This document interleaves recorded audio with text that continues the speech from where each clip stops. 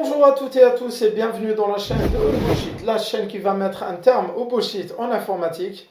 Et aujourd'hui, avant de commencer, juste savoir que The All Bullshit a eu une activité très remplie ces derniers mois. C'est pour ça que je n'ai pas publié de vidéo, malgré la demande de beaucoup de personnes qui m'ont signalé cela.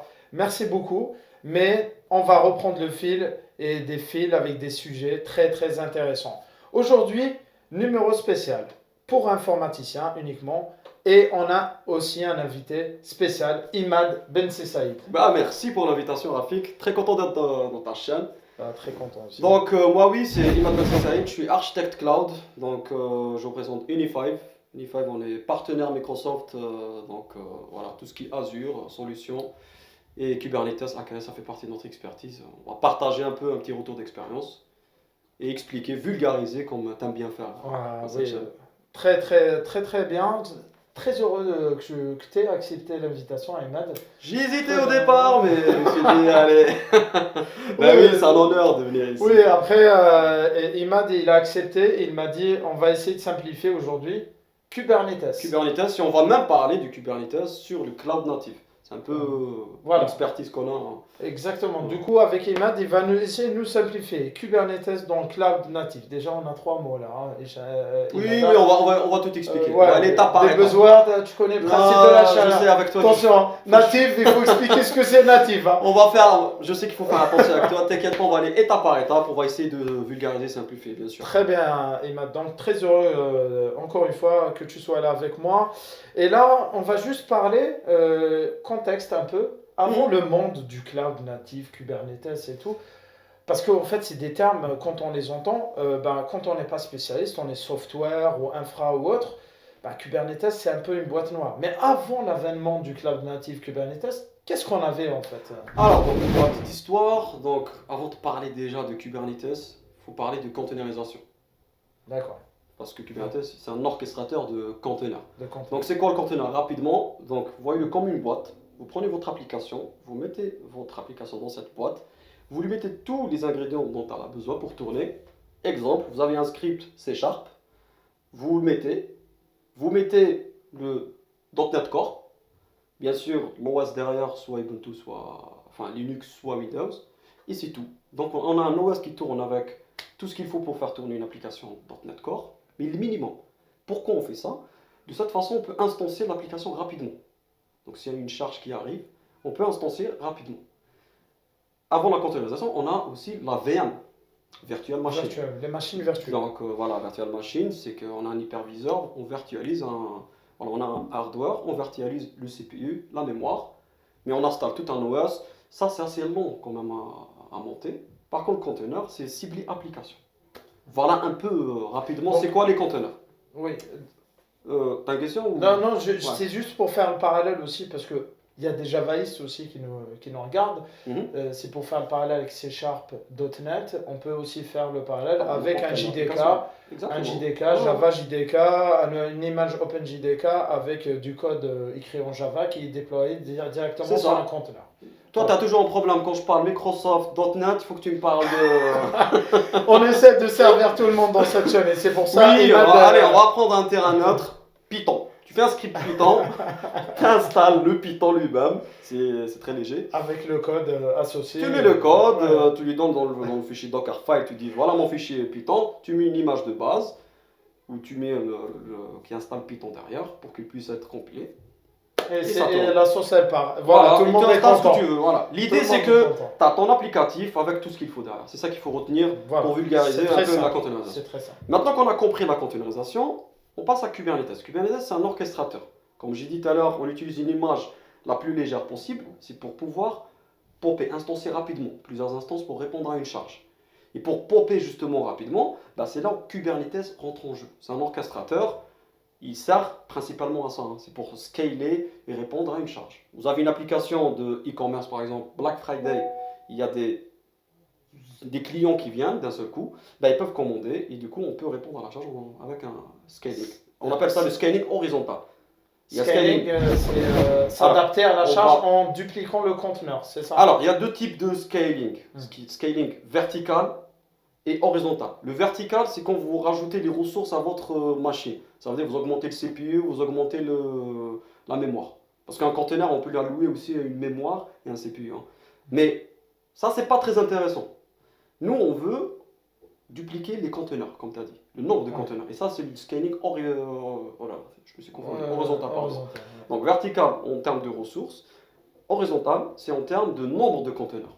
Donc en termes de service, en termes de... Voilà, donc par exemple, tu n'as pas assez de charge, tu n'as pas beaucoup de charges qui arrivent, tu mets 2 ou 3 conteneurs, là tu as beaucoup d'users qui arrivent, bah, tu rajoutes 3 autres par exemple. Ça disperse la Voilà, charge. exactement. Ouais. Et tu peux même scaler, scale down selon le besoin. Pour une architecture microservice par exemple, Netflix, ils ont plusieurs services. Tu as le service de, par exemple, pour voir ton catalogue, tu as le service de stream vidéo. Celui-là, il consomme beaucoup de ressources. Donc tu scales celui-là. Par contre, le service où tu ajoutes la couleur de ta photo, c'est pas un service qui est très sollicité, tu vois. Donc celui-là, pas besoin de le scaler. Oui. Voilà. Après, on peut mettre du monolithique aussi sur Kubernetes. On en parlera après. Après, si on prend l'exemple de Netflix, par exemple, un flux vidéo, il peut être scalé sur plusieurs instances. Oui. Et on peut regarder, en fait, nous, on regarde un film ou une série, et au final, il y a plusieurs ressources qui sont en train de servir. Ah oui, plusieurs services qui sont en train de servir. Bien sûr, oui. Ouais, donc ça, la charge, elle est répartie sur plusieurs conteneurs, c'est sûr. Donc Kubernetes, c'est un orchestrateur qui va venir orchestrer un ensemble de conteneurs. C'est ça. Et il permet d'automatiser la scalabilité, c'est-à-dire la scalabilité, voilà, comme a expliqué Imad, c'est en fonction de la charge, je duplique mes conteneurs, mes instances pour répondre aux besoins et après. C'est ça. Et tu as fait des vidéos sur ça, sur la chaîne Unifab. Oui, j'ai vu, c'est vraiment bien, très honnêtement, parce que de vulgariser un peu. Il fait aussi avec ses mains, avec des animations, et du coup, on est vraiment dedans et on simplifie. C'est ça, oui, c'est le but aussi. Et surtout l'impact business, parce qu'on ne le fait pas pour jouer uniquement, on le fait parce qu'il y a un business derrière qu'il faut économiser et ne pas rendre, et rendre heureux plutôt nos utilisateurs. En fait, donc, j'aimerais bien revenir, tu m'as dit Kubernetes. Un peu d'histoire, Annick. Oui, bien sûr. Donc, ça a été créé par Google. Au départ, Google, ils avaient un système qui s'appelait Borg.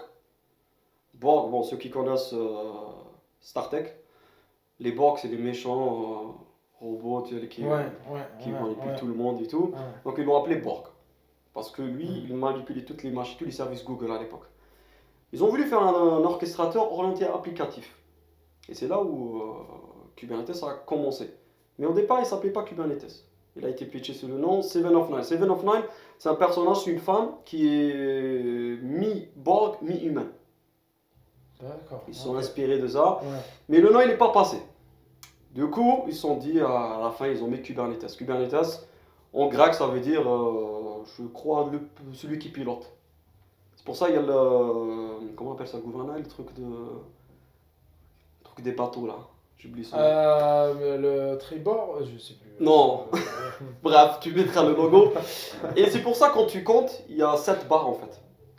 Bon, ça c'est des petites histoires. Donc ils n'ont pas gardé Seven of Nine, mais ils ont laissé une trace, on va dire, de ce nom. Okay. Si tu comptes, il y a 7 barres. 7 barres. Ouais, tu mettras une photo de la roue. Ouais. Voilà, ça c'est une petite... Merci. Parce qu'à chaque fois on se pose la question, on se dit mais pourquoi c'est un guidon de bateau? C'est ça, exactement. Je sais pas comment on appelle ça d'ailleurs. Et Kubernetes, c'est ça en grec. Ils ont choisi un nom grec et ça permet de justement piloter. Bon, c'est devenu maintenant, c'est open source. Et Kubernetes, vous pouvez l'installer en local. Quand je dis local, ça veut dire pas besoin d'être sur le cloud. Hein. D'ailleurs, il n'a pas commencé sur le cloud. Donc comment ça marche? C'est un cluster de machines, de nœuds. Donc on installe une machine ou le master, ce qu'on appelle le master, et c'est lui qui contrôle tous les nœuds autour. Donc on met plusieurs VM, virtual machines, et dans chaque, on a un contrôleur qui contrôle ces machines. Il y a ce qu'on appelle les kubelets. Il faut le voir comme un espion dans chaque machine. Il écoute les ordres pour qu'il monte tous les pods. Les pods, c'est des conteneurs. Un pod, il peut contenir plusieurs conteneurs. Mais gardons l'esprit, un pod, c'est une application pour simplifier. Donc ça, c'est, on va dire, hors cloud. Pour monter un cluster, il faut un peu des skills. Et un cluster, c'est quoi en 2 mots Un cluster, c'est un ensemble de machines qui sont orchestrées par un master. Voilà. Maintenant, ça prend du temps à monter. Ici, à une charge énorme, à un certain moment, c'est vrai que Kubernetes scale, mais c'était limité par le nombre de nœuds. Tu ne peux pas Ouais, aller au-delà de ouais, ta capacité physique en réel. Parce quand on entend scaling, on a l'impression que c'est l'infini. Non. Maintenant, au cloud, c'est différent. Donc, on peut aller très très très loin dans la scalabilité. On peut aller, je pense, par exemple, Azure Kubernetes Service, on peut mettre jusqu'à 1000 nœuds, je pense. ouais, Je sais pas, ça. mais on peut aller vraiment très loin. Donc avec un cluster, c'est Et très c'est là où on parle de difficile. cloud Ouais. natif. Ce cloud natif, ça veut dire quoi? Prenons l'exemple de AKS. Je parle de l'expertise que on va Ouais, dire que je ouais. maîtrise, mais il y a AWS, il y a Google aussi. Donc vous le trouvez partout. Donc AKS, c'est Azure Kubernetes Service. C'est un cluster Kubernetes, par contre, tu peux le déployer avec un seul clic sur le portail Azure. C'est simplifié. Ouais. Et c'est ça le cloud natif, en fait. Nativement, tu as des choses qui sont faites pour toi. Donc toi, tu vas droit à l'essentiel. Tu prends ton applicatif, tu le déploies. Le cloud, il te permet d'automatiser les déploiements. Tu n'as pas besoin d'un admin qui vient t'installer Ouais. le master. Donc je viens commander mes propres ressources. Exactement, tu dis. Je lui dis j'ai combien. Donc je me connecte. Je dis combien C'est j'ai ça. besoin d'instances. Je C'est ça. donne mon programme et c'est fini. Voilà, bon. Enfin, je simplifie. Faut, mais voilà, oui. il y a une certaine, bien sûr. Quand on a la maîtrise, c'est très simple. Architecte cloud en 2 clics, ça n'existe pas. Oui, non, voilà, on essaie de vulgariser, mais Ouais. une fois que c'est maîtrisé, c'est pas compliqué C'est à ça, déployer. ouais, d'accord. Et ça reste la même, comment dire, les mêmes commandes que hors cloud. Hein. Mhm. C'est là où la containerisation est intéressante, ça permet la portabilité. Ça veut dire une application containerisée, bon, après, sous réserve qu'il n'y a pas de dépendance avec le provider cloud. Ça veut dire que ta base de données, elle n'est pas dans le cloud où tu utilises des frameworks Ouais. liés au cloud lui-même, Mhm, sous mhm, réserve. ouais. Mais normalement, quand tu utilises la containerisation indépendamment de provider cloud, ça veut dire que tu peux la prendre et la mettre dans un autre cloud provider. Ou même on prend C'est chez toi. interopérable, quoi. Donc, C'est ça, voilà. l'interportabilité. Donc tu peux le Ouais. mettre partout. Ouais, ouais. Et comme on parle beaucoup de multi-cloud en ce moment, c'est la tendance pour Ouais.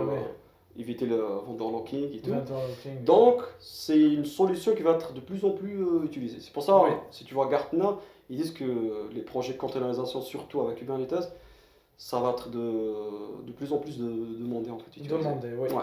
Oui, c'est hyper intéressant. Après, moi j'ai une question, Imad. Par exemple, je sais qu'il y a beaucoup de gens qui ne connaissent pas Kubernetes. Oui. Et quand ils entendent Kubernetes, ils se disent c'est quelque chose, une boîte noire, c'est compliqué. Maintenant, la question, à quel moment je sais que j'ai besoin de Kubernetes? Très bonne question, parce qu'il y en a beaucoup, il y a l'effet de mode, tu sais, il y a l'effet de la hype, Kubernetes, je vais utiliser Les Kubernetes. buzzwords et tout. Là, on l'a vu déjà, il y a des clients, ils sont...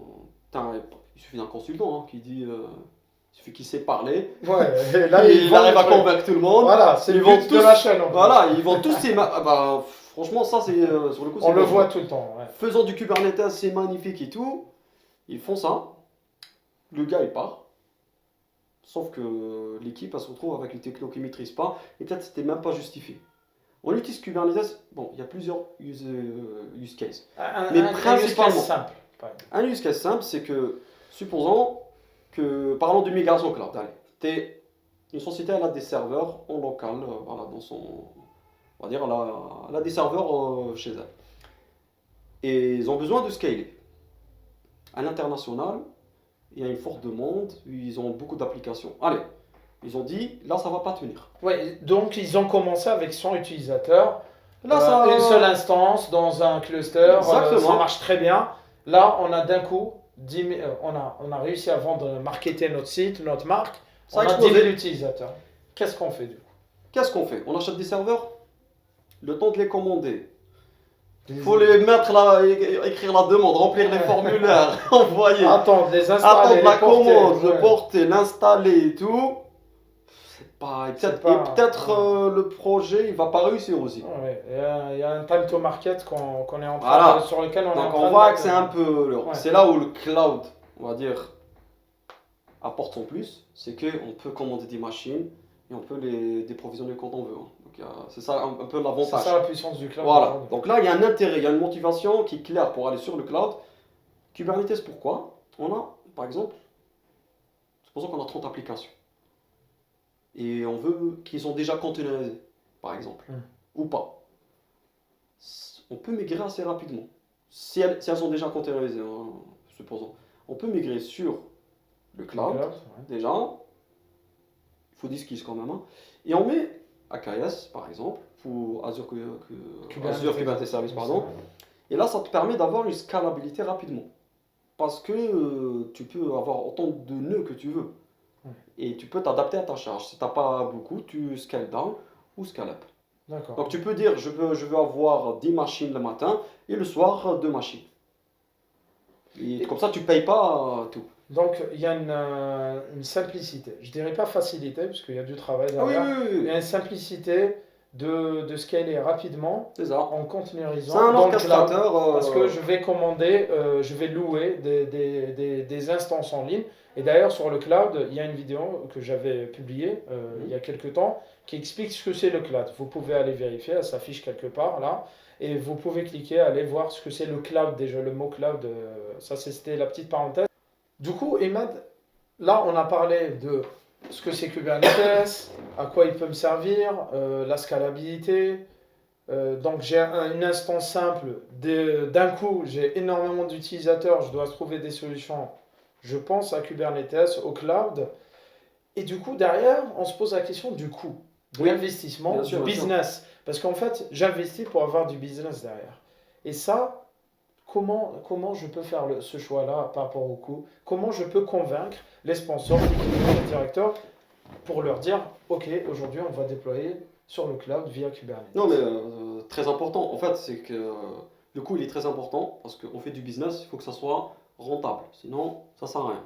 Donc, la question du coût, déjà, quand on veut aller sur le cloud, il faut voir les motivations. Ça peut coûter plus cher qu'en premise. Par contre, si on va sur le cloud et on gagne plus qu'on était en premise, donc ça vaut le coup. Ouais. Donc, il ne faut pas promettre que ça va être moins cher qu'en premise. Ça peut être peut-être plus cher. Ben, vu on vise plusieurs utilisateurs, un grand nombre d'utilisateurs. Donc, il faut investir plus. Et de cette façon, le retour d'investissement, il devrait être largement plus que l'investissement Oui. mis en place au départ. Donc là, il faut avoir les bons skills. Maintenant, on a les FinOps. Les FinOps, c'est eux qui font l'étude des coûts, donc ils savent vraiment les services qu'il faut. Donc, il faut faire un assessment au départ, voir les applications qu'on veut migrer. On va voir combien de serveurs qui peuvent les supporter. Et on fait une étude de départ, combien ça va coûter. Mais le coût, il n'y a pas que le coût de l'infra, il y a le coût aussi des skills. Parce que Les compétences qu'on met. Bien sûr, quand tu prends un architecte cloud, des DevOps ingénieurs et tout, c'est déjà, il faut bon courage pour les trouver sur le marché. Et Des bons. Ça coûte cher. Ouais, ça coûte Oui, je parle des bons profils, bien sûr. Et ça coûte cher aussi. Donc tout ça, ça rentre dans l'investissement aussi. Donc le retour d'investissement, il ne sera pas immédiat pour moi. Donc c'est lissé dans le temps. Et il faut le lisser vers le temps, parce que le temps de faire la migration, ça prend du temps la migration, et ça dépend comment elle se passe, la migration. Des fois, ça se passe mal, et le temps... On apprend des échecs après. Exactement, le temps de faire monter en compétences, parce qu'il y a des compétences qui vont... Par exemple, celui qui change les disques et tout, quand on part en cloud, lui, il va faire quoi? Cette personne, il faut la rassurer, il faut la former, il faut l'accompagner. Donc, il y a tout ça aussi à prendre en compte quand on fait une migration sur le cloud. Donc, tout ça, c'est à prendre en considération. Ça prend du temps. Par contre, c'est de l'investissement à long terme. Voilà. Parce qu'on voit des sociétés qui disent le cloud il coûte cher, ils font retour. D'ailleurs, on en a parlé une fois. Bah, parce que c'est une migration qui a été mal étudiée.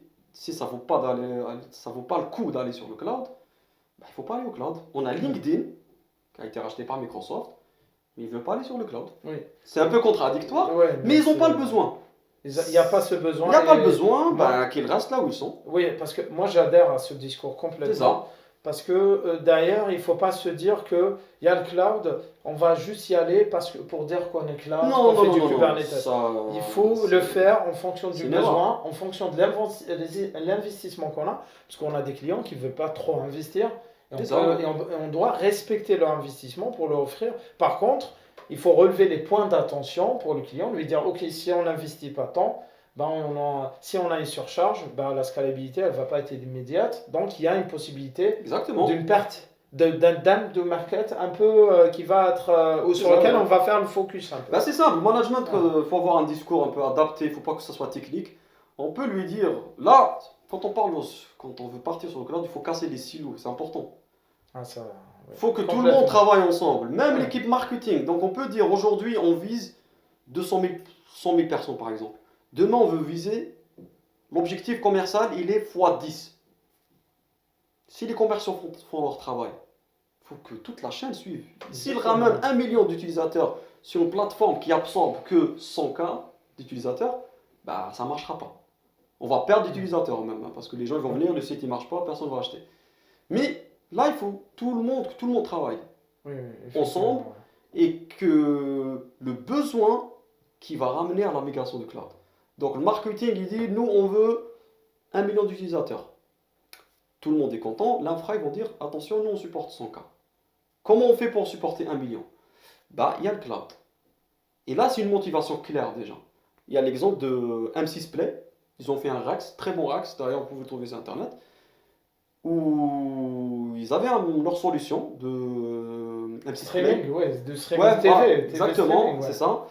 Et ils ont voulu vendre leur solution, enfin, pas vendre, mais permettre à d'autres marques, c'est comme si on fait une marque blanche. Ils offrent l'infrastructure pour d'autres marques. Oui, pour qu'ils fassent la même chose que si. Bref, ils avaient besoin de scale. Donc restons simple. Leur infra, elle n'était pas suffisante pour ça. Donc il y a un marché qui est venu. La solution, il était sur Kubernetes en plus. Ils ont utilisé Kubernetes sur le cloud. Pour scaler, on va dire, parce qu'on peut scaler à l'infini avec le cloud, même si c'est une illusion, mais. Exactement, et tu as dit un truc important, Emad, c'est expliquer le cloud à des gens qui ne sont pas informaticiens, qui viennent investir. Et ça, moi, je milite ça. Moi, je le fais dans ma vie professionnelle, je le fais. C'est-à-dire, je pars voir des sponsors, des gens du métier, du business, des directeurs, leur dire, le cloud, voici ce que c'est. Les API, voici ce que... En fait, ils doivent comprendre ce que c'est basiquement, et ça, c'est important de souligner. Merci de l'avoir souligné, parce que s'ils ne comprennent pas ce que c'est, l'atout derrière et ce qu'on peut y gagner, ils ne peuvent pas investir, décider. Il faut donner. On investit dans ce qu'on comprend. Exactement. Donc, il faut donner aux directeurs, aux sponsors, aux clients les meilleurs billes pour qu'ils puissent décider sainement derrière. Parce que je vois beaucoup de gens aujourd'hui qui disent, les directeurs, ils prennent les mauvaises décisions. C'est qu'on ne les a pas aidés, on ne leur a pas expliqué. N'hésitez pas. C'est pour ça qu'on dit dans le monde professionnel surtout, n'hésitez pas à aller voir vos supérieurs pour leur expliquer. La plupart du temps, ils sont preneurs. Voilà, la plupart du temps. Bien sûr, bien sûr. Du coup, Emad, pour la dernière phase de cette émission, on va se concentrer un peu sur les métiers d'informaticien. Par exemple, si je suis développeur, tech lead, architecte logiciel, architecte solution, architecte d'entreprise, tout profil de métier. Hors architecte cloud qui sont déjà qui ont la main dans... Pas tous, pas tous. Pas tous, oui, pas tous, parce qu'il y en a des architectes cloud qui ne connaissent pas Kubernetes, c'est vrai, tu as raison. Le cloud, c'est très large. Oui, très large. Et du coup, derrière, on voit de loin Kubernetes et on se dit, est-ce qu'on doit s'y intéresser, est-ce qu'on y va ou pas?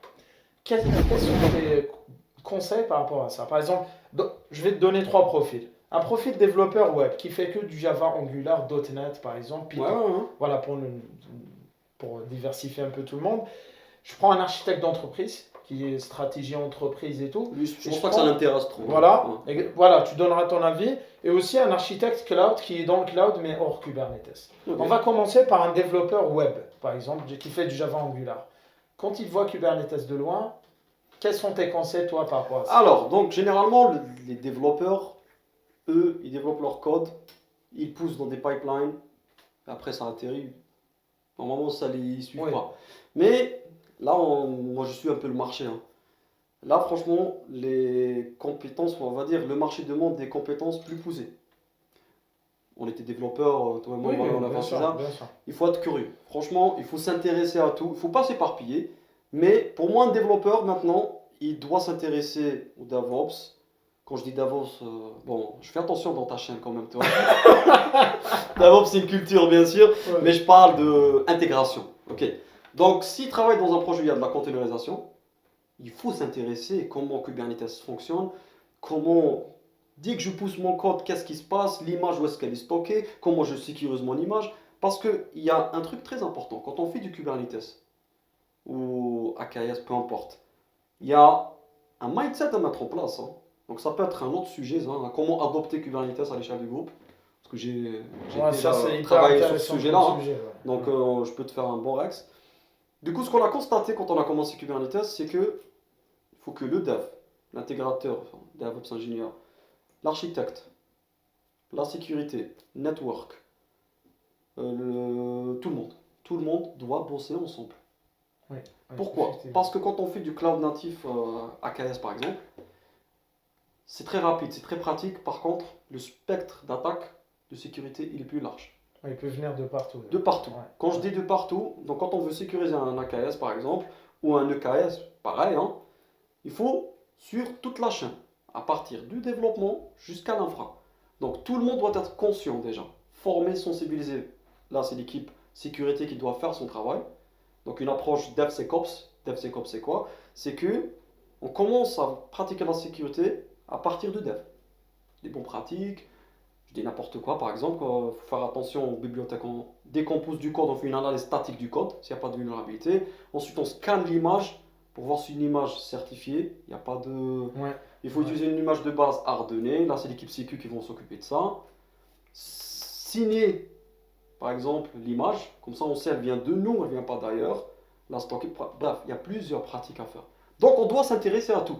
Développeur, j'ai pas le choix, je dois comprendre le chemin cheminement, exactement. de comment ça marche sans rentrer forcément Sans- dedans. Comme je dis toujours, il faut être en Ouais. mode chaman dans le. Ah oui, oui, Dans oui. l'informatique, un chaman c'est quoi? Tu sais, avant, tu donnes une herbe, il dit t'as mal au ventre, tiens, prends cette herbe, tu vas te bien. Et effectivement, tu prends l'herbe, ça va te soigner. Ouais. Il sait pas comment ça fonctionne, mais il sait que cette herbe, elle peut te soigner. Oui, Il a oui, découvert oui, par oui, hasard. oui, oui, exactement. Pareil dans l'informatique, tu sais que cette bibliothèque a te fait le taf, elle est reconnue, reconnue par Microsoft par exemple, je l'utilise. Comment elle le fait derrière, je sais pas. On va passer par PC, on essaie de tout comprendre, on va Oui, pas oui, tout oui. retenir. Mais Oui. il faut être curieux quand même, il Il faut faut être- comprendre la chaîne, et après, Et chacun, en fait, on s'y intéresse même, on n'a pas les mains directement dans les charts LLM et tout, ah, mais on doit comprendre comment ça marche. c'est important. Du coup, là, on a vu pour la partie développeur. Maintenant, si je prends un cas d'un architecte cloud qui n'est pas dans Kubernetes encore, Ouais. et qui est spécialiste d'autre chose. D'ailleurs, cette autre chose, ça peut être quoi? Et Non, comment, ouais.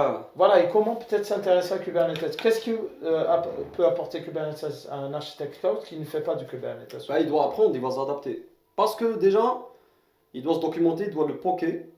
Et c'est ça le rôle d'un architecte. Un architecte, son travail, c'est toujours s'adapter et apprendre tous les jours. Parce qu'il y a toujours des nouveaux services, Ah, ça va des très nouvelles vite, hein. pratiques. Ouais. Et Kubernetes, il change les règles. En fait, quand tu intègres un AKS par exemple, je parle toujours Microsoft parce que c'est ce que je maîtrise le plus. Quand tu adoptes AKS à l'échelle d'un groupe par exemple, il y a des grands changements. Si le groupe n'est pas habitué à la containerisation par exemple, le network il change. Tu dois faire des adaptations dans tout ce qui est table de routage par exemple. Là, l'équipe network ils vont dire c'est n'importe quoi ça. Eux, ils ont l'habitude que tout le flux remonte sur leur firewall. Toi, tu leur dis quand j'utilise Kubernetes, ben, le flux réseau dans Kubernetes, il ne remonte pas au firewall. Ouais, il est géré directement. Et là, ils Ouais. peuvent te dire comment ça se fait. Ils peuvent ne pas l'accepter. Et là, ça va partir dans des workshops et tout. S'ils ne sont pas d'accord, ça va bloquer le projet. Donc, déjà, l'architecte cloud, au départ, il doit poker tout ça, comprendre le fonctionnement, les contraintes. Et Être après, force de proposition aussi. voilà, et C'est après, il ça. faut qu'il s'adapte, il faut qu'il regroupe les bonnes personnes. Et là, il faut que le management suive aussi. En fait, il faut que tout le monde bosse Ouais, ensemble. Parce que Kubernetes, c'est un système d'information dans un système d'information. Dans Kubernetes, vous avez un DNS, vous avez tout, hein, un réseau et tout. C'est un monde. Hein. Oui, Donc, c'est très riche comme C'est ça. option. Donc, si on veut adopter un Kubernetes, il faut que tout le monde participe. Et un architecte cloud, il doit s'adapter, il doit te renseigner, il doit poker. Hein. Et si aujourd'hui, pour l'architecture, s'il ne fait pas de Kubernetes pour répondre aux besoins de scalabilité, de networking, de sécurité, et tout, qu'est-ce qui peut exister Alors, qu'est-ce que je peux faire si je ne fais pas de on Kubernetes? n'est pas en train de dire utiliser Kubernetes tout le temps. Non, non, Oui, non, non. par exemple, les alternatives, Alors, une donc, ou deux, comme ça. par exemple, si j'ai une application simple que je veux scaler un peu pour répondre à un nombre d'utilisateurs, on va dire, bon, je ne vais pas donner le nombre, mais ça peut répondre à un grand nombre d'utilisateurs. Hein. Avec une haute performance et une haute disponibilité, je peux utiliser une web app. Azure Web App par exemple. Un service, tu mets ton application et tu peux scaler. D'accord. Tout simplement. Il n'y a Tu pas n'auras que pas Kubernetes. toutes les options que peut offrir Kubernetes, mais ça peut répondre Ça dépend à de ton ton besoin. besoin. Si tu as besoin Ouais. juste de scaler une simple API, tu as une seule API. Là, oui.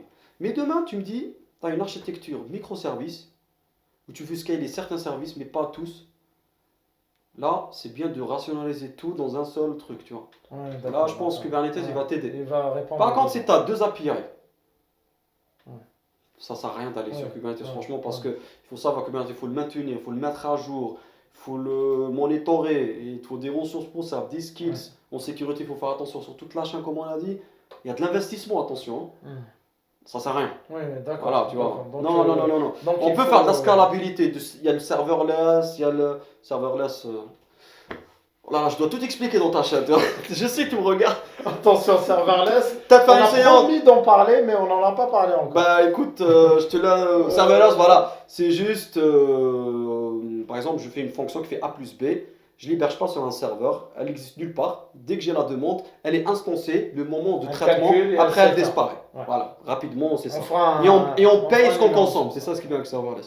Ouais. Donc, ça dépend du besoin, hein. Le Kubernetes, Oui. c'est pas. Il faut faire attention. Et on a plusieurs cas où il est utilisé.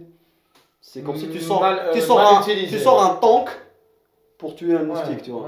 Donc, Ah ouais, ça, c'est ça, hein. Parce que Kubernetes, c'est vraiment une machine de guerre, hein. oui, Voilà. oui, très très bien, c'est très clair, Imad. Et dernière chose, c'est par rapport au rôle d'architecte d'entreprise, où on peut mettre le rôle d'architecte de fonction IT en général qui n'ont pas la main dans le conduit technique directement. C'est-à-dire, qu'est-ce qu'il leur faut eux, par rapport à un Kubernetes, une infra cloud et tout. C'est quoi Alors, leur donc, rôle? architecte Ou des gens d'entreprise, business, généralement. qui sont dans le business analyst Alors, et tout. eux, je pense, ça leur apporte rien que c'est un cube ou pas. Eux, ils veulent que. Le business, il veut que son business tourne en fait, hein. Parce que C'est l'architecte d'entreprise, il est plus côté business. il est Hein, côté ouais. stratégie, il Stratégie est côté. d'entreprise, donc il défend les intérêts beaucoup plus du business. En fait. Il va pas se mêler dire faites Kubernetes ou pas. Enfin, je pense pas quand même. Ça, c'est plus le rôle des équipes techniques. Mais après, On peut savoir ce que c'est. là où il peut brièvement. intervenir, peut-être, il peut dire j'aimerais bien mettre toutes les applications du groupe, les mettre dans une seule plateforme. Là, l'architecte d'entreprise, il peut dire, il peut décider. Ok, donc grosse maille, Là, stratégie. parce que là, On on va est sur la respecter une stratégie globale. Exactement. Donc, on est sur un groupe, à l'échelle on a plusieurs applications. Il décide, allez, on met tout dans une seule plateforme. On prend une équipe d'ACRE et ACRE. Sérieux. Ah, Une équipe. Bah, je t'inviterai à Youssef, il mise lui ça. Youssef, Ça- ouais. ouais, je l'ai invité une fois chez moi. C'est un On ACRE. pensera à Youssef. Il, ouais. il est très bon, donc il t'expliquera mieux que moi. Mais rapidement, un ACRE, c'est voilà, c'est quelqu'un qui site s'appelle. Reliable. Bref, il s'occupe Ouais. que ta plateforme elle tombe pas. Il s'assure que ta plateforme D'accord. elle soit toujours up. Très- Donc ouais, tu c'est l'appelles à important, 1h du mat et tout, il se réveille, il vient avec son équipe. Et, Et, voilà. Donc et Youssef, il nous écoutez. avait justement un retour d'expérience où je le connais. Toujours téléphone, des fois astreinte, voilà, on l'appelle à n'importe quelle heure, crise. Oui, Donc, maintenir la Et plateforme il faut toujours. en sorte que la up, plateforme elle est toujours up. Ouais, donc Voilà. ouais. C'est un Donc, peu ça. Donc voilà, il faut quand on a une plateforme globale, il faut ce genre de profil hein, pour s'assurer que ça tombe pas. Très très bien. Bah Imad, je crois qu'on a fait. Franchement, pas mal, hein. il y a beaucoup de choses. Il y a beaucoup de choses, mais là c'est pas J'espère mal que- campagne. Ouais, j'espère que ça vous plaît, hein. Ouais, non, c'est génial. Merci Ouais. beaucoup d'avoir accepté l'invitation. Ah bah, de je nous vous en prie. avoir partagé. Attends, j'ai un truc pour toi. Ah, on Eh. m'offre pas des cadeaux souvent dans cette chaîne. Hein. C'est une bouteille Unifive, tiens. Ah, c'est gentil. Merci Non, c'est beaucoup. rien, c'est un petit cadeau, donc Elle garde l'eau fraîche, l'eau chaude aussi. à tout, c'est un service À tout, complet, hein. hein, donc voilà, donc Voilà. tu peux tout faire. Bouteille avec. Unifive, c'est très gentil, Imad. Ah, bah, Je bah, grand t'inviterai plaisir. plus souvent du coup. Bien Si c'est sûr. pour avoir des cadeaux. Oui, je viendrai, pas de souci. Avec grand plaisir. Non, merci beaucoup Imad. Ah bah, C'était bon. très riche. On a essayé de nous donner un panel complet autour de Kubernetes en essayant de simplifier. J'espère que ça vous a plu. Maintenant, n'hésitez pas à commenter, à partager cette vidéo. Imad y reviendra sûrement dans le futur. Quand tu On veux. aura pas mal de sujets. On essaiera d'avoir aussi d'autres invités pour nous parler d'autres concepts et technologies informatiques pour tous ou uniquement pour la partie informatique. Donc on essaiera de relancer la machine et ne vous inquiétez pas, vous allez vraiment apprendre l'informatique sans... Bullshit. Oui.